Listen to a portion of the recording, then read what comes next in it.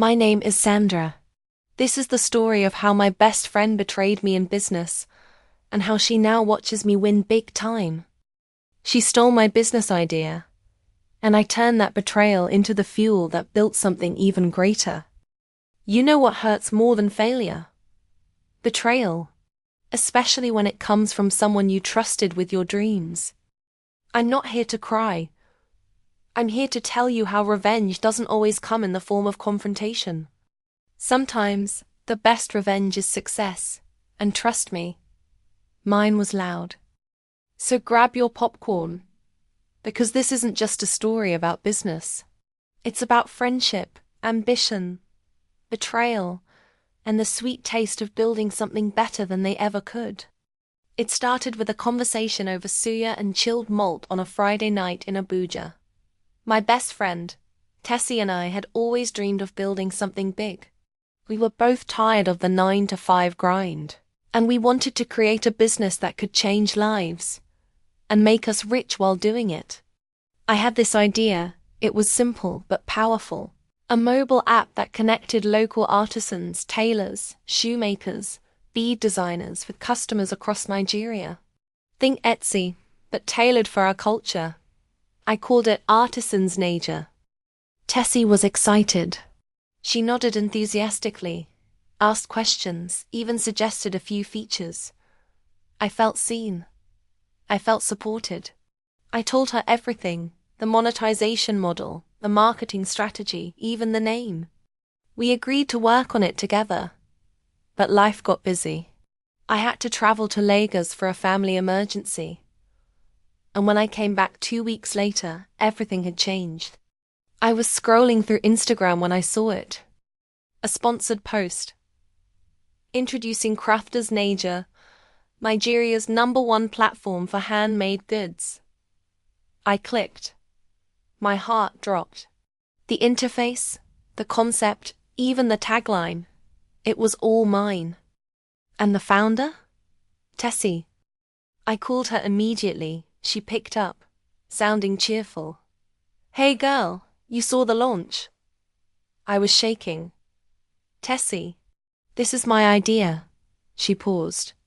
Well, it was our idea. And you weren't around, so I just moved forward without me. I felt like I'd been punched in the stomach. She had taken everything. Even the name was a cheap knockoff. I hung up. I didn't cry or scream. I just sat there, staring at the screen. That night, I made a decision.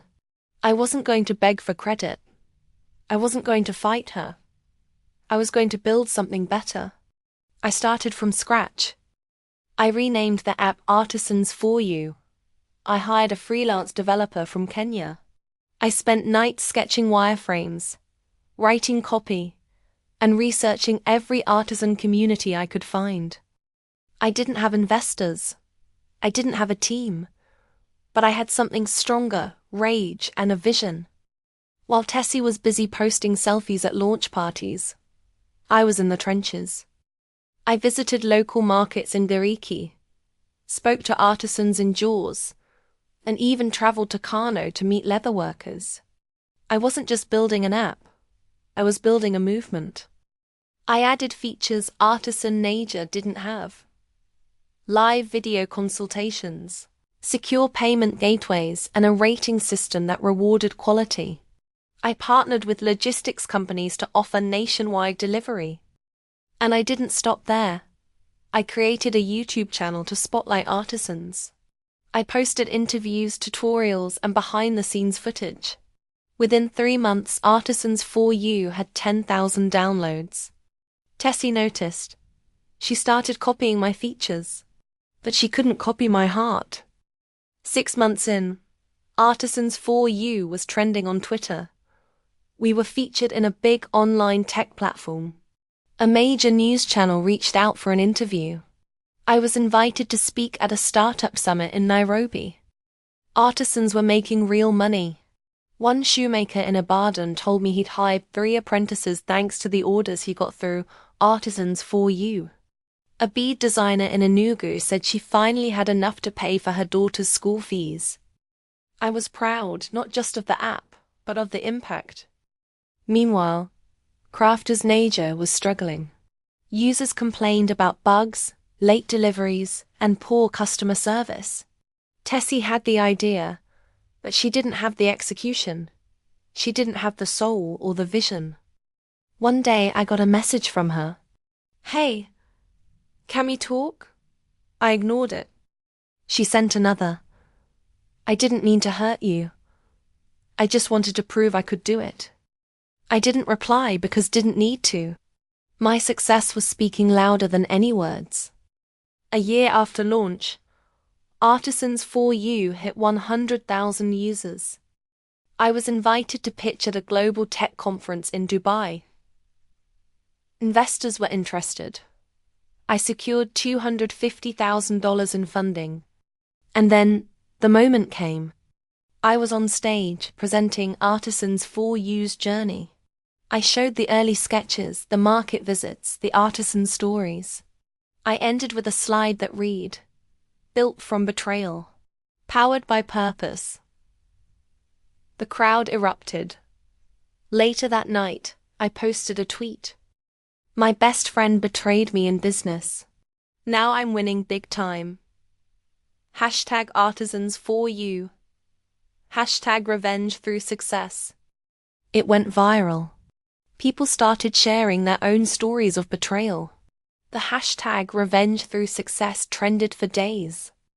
Tessie tried to clap back with a blog post. She claimed she had co-created the idea. But the receipts were mine. The vision was mine.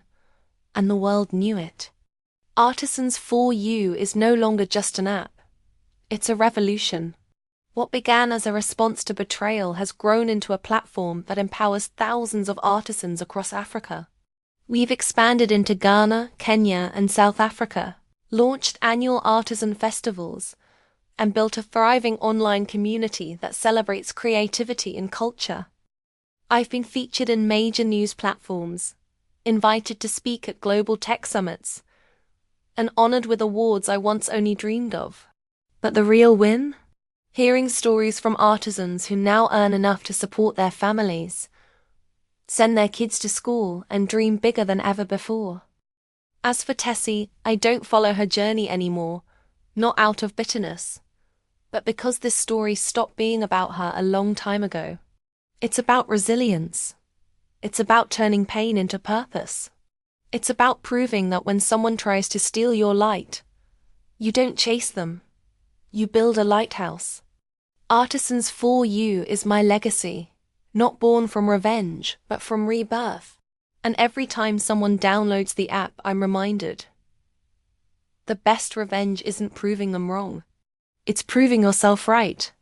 So if you're watching this and someone's stolen your idea, your dream, your spark, don't waste time chasing them. Build your own fire. Make it brighter.